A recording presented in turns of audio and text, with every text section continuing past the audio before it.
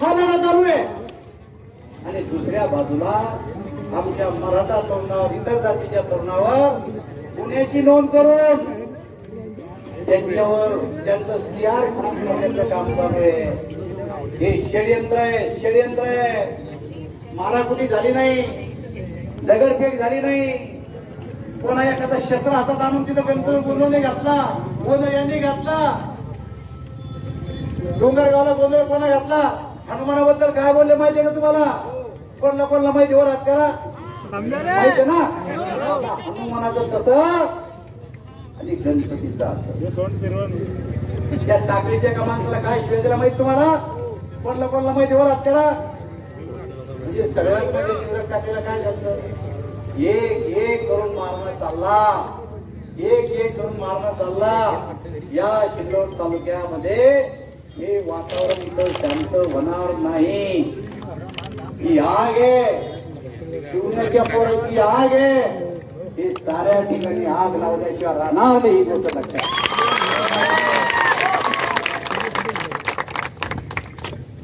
एक शिवण्याचा विषय नाही हा,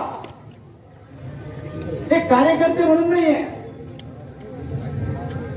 अन्याय और अत्याचार की भी हद होती है, चीटी की कुचल जाए तो काट देती है. चीटी आहे पण कापतील ते, चावतील तुम्हाला. आता पुढचा काळ आहे, मत मलाही मागणं आहे, मत कोणालाही मागणं आहे. पण मतावर ठेवला करून जर तुम्ही आमची विरोधात काम करणारी पोरं असतील, त्यांच्यावर जर तुम्ही गुन्हे दाखल करत असाल तर या सिल्लोड तालुक्यातल्या तरुणांवर हा अन्याय आहे. हा अन्याय सहन आम्ही करणार नाही. हा रस्ता रोको झाला मान्यवर साहेब, या रस्ता रोको मध्ये या पोरावर गुन्हे दाखल झाले. आमचं म्हणणं आहे, दोन मागण्या आहेत आमच्या. एक तर 2 गट समोरासमोर आले आणि वादावादी झाली. राईट केस आमच्या पोरावर झाली, समोरच्या गटावर राईट केस काय साधी 107 सुद्धा झाली.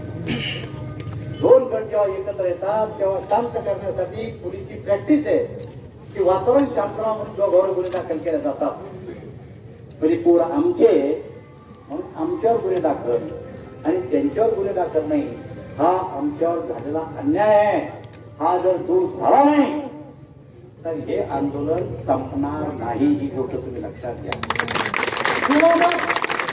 आमचे पोरं मला आता सांगत होते की लोकांची नावं आम्ही नावं देतो, ती पोरं नावं देतो तुम्हाला, त्या लोकांना तुम्ही गुन्हे दाखल करा. आणि मला असं वाटतं की जर त्या झाले त्यांच्याशी आता आमची चर्चा झाली. आमच्या ह्या ज्या भानगडी आहेत, ज्या पोरांचे गुन्हे दाखल झालेत, कोणाचं वय 18 वर्ष आहे, कोणाचं वय 20 वर्ष आहे, कोणाचं वय 25 वर्ष आहे, शिकतायत पोरं, नोकरीच्या अपेक्षेनं पोरं शिकतात, घरची परिस्थिती चांगली नाही. तर हे गुन्हेगार यांच्यावरचे मागे घेतले नाही तर उद्या यांना नोकरीमध्ये जाता येणार नाही. ही गोष्ट तुम्ही सगळेजण लक्षात घ्या. आणि म्हणून वेचून वेचून माणसं मारण्याचं काम सिल्लोड तालुक्यात चाललं.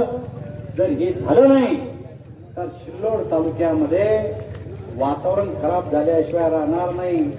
एक अन्याय आमच्यावर झाला, मुलावर गुन्हे दाखल झाले आणि आमच्या महिलाला बक्षीस देऊन तुम्ही सुट्ट्या बाजूला लावत्या, हा सुद्धा तुमचा गुन्हा. ही गोष्ट लक्षात घ्या.